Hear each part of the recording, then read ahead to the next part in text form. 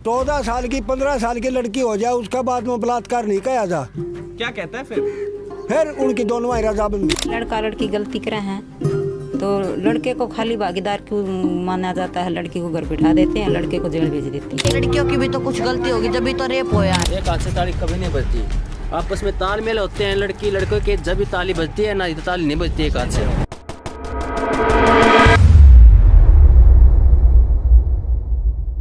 जय श्री राम दोस्तों, आज मैं आपसे एक ऐसा सवाल पूछने जा रहा हूँ जो थोड़ा अनकंफर्टेबल है बट पूछना ज़रूरी है। क्या इंडिया में आज के टाइम पे लड़की होना सच में सेफ है?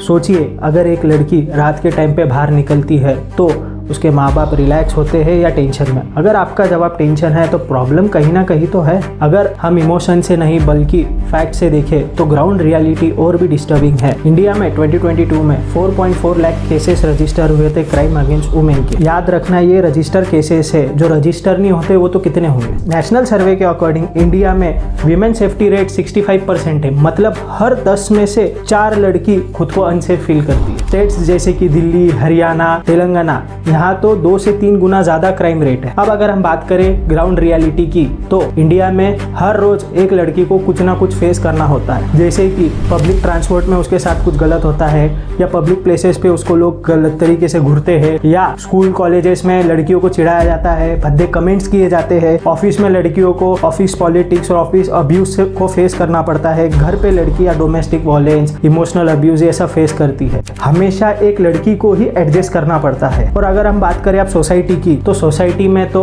लड़की के साथ कुछ भी गलत हुआ तो हमेशा लड़कियों को ही ब्लेम किया जाता है, ना कि लड़कों को। हमेशा लड़की से ये सवाल पूछे जाते हैं कि लड़की ने कपड़े कौन से पहने होंगे, लड़की किस टाइम पे बाहर थी, लड़की इतने देर तक बाहर क्या कर रही थी, एक्सेट्रा एक्सेट्रा। बट लड़कों से कोई सवाल नहीं पूछता कि लड़के ने लड़की के साथ ऐसा क्यों किया, या लड़के के मन में क्या था जब वो लड़की के साथ इतनी गंदी हरकत कर रहा था। मैं ये पूछना चाहता हूँ दोस्तों, अगर हमेशा लड़की की गलती है तो रिसेंट केस जो मालेगांव में हुआ था उसमें 3 साल की लड़की की क्या गलती थी? उसने तो कपड़े बराबर पहने थे, वो तो अपने घर के आंगन में खेल रही थी, फिर भी उसके साथ में ऐसी हैवानियत तरीके से रेप हुआ। याद करो दोस्तों, कोलकाता में आरजेकर मेडिकल कॉलेज में जो लेडी डॉक्टर थी वो अपने ड्यूटी पूरी कर रही थी, बट उस टाइम भी हॉस्पिटल के बीच में, हॉस्पिटल में उसके साथ गलत काम हुआ। तो सोचो, यहाँ पे लड़कों की ही गलती है, हमेशा लड़कियों को ब्लेम नहीं किया जा सकता। आज के टाइम पे एआई के मदद से लड़कियों के गलत एमएमएस बनाए जाते हैं, डिफेक्ट एमएमएस बनाए जाते हैं। लड़की के छोड़ो, आज हमारे प्रधानमंत्री नरेंद्र मोदी के तक वीडियोस बनाए जाते हैं डिफेक्ट, बट फिर भी गवर्नमेंट कोई स्ट्रिक्ट एक्शन नहीं लेती। तो सोचिए लड़कियां कैसे सेफ होंगी। अगर आपके घर में किसी लड़की का ऐसा कोई वीडियो वायरल हो जाए, आपके घर में किसी लड़की के साथ ऐसा हो जाए, तो आप सोच नहीं सकते आपको कैसा फील होगा। मैं ये कहना चाहता हूँ, अगर कोई लड़की का एमएमएस वीडियो वायरल होता है या कुछ ऐसा होता है